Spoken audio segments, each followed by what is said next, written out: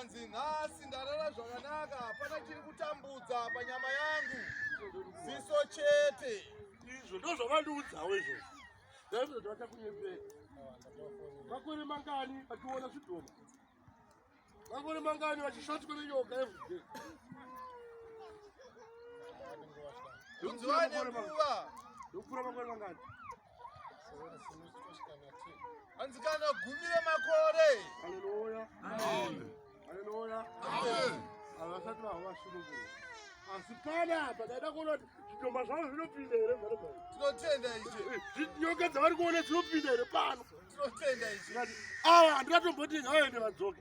Ndakati ngavasari izvozvi pano. Tinotenda. Saka ndakubaya kuti vasvika kuti mhanya. Amen.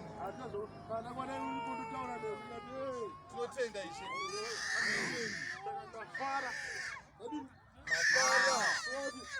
Angosangiri kana vaidzwa negore kana nemwedzi kana arinowe. Amen. Zvakuba kuti Denga. kuti zvavo ikazvo chero vakachienda kuba kuya vachazoona.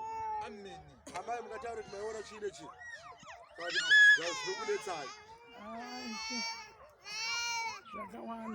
Zvakawanda. Ndaura kuti ganda kuti kana maitaura ine ndaitsamiswa ndairara ndakatsamira zvikwambo Ndairara ndakatsamira zvikwambo.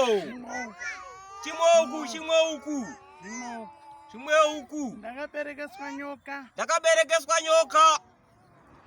dzimwe dzichitodziona dzichifamba Dzimwe ndichitodziona dzichifamba. zvipuka zvimwe zvendisingazive Nezvipuka zvimwe zvandisingazive nemazita azvo.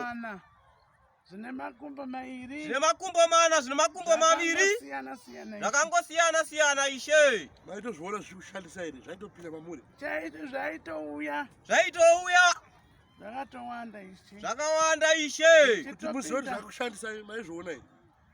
ndinotenda Ndinotenda. nekuti kuzviona kwendaiita Kuzviona kwandaita. ndaibva ndabhilidha Ndaibva ndabhilidha. ende kwete kubhilidha zvishoma Kwete kubhilidha zvishoma. zvandaita masikati ano ndakuuya pano ndatoti aiwa zvangu zvatoita ndichida kuti ndisimuka kudai magodo asi ndinotenda kuti magodo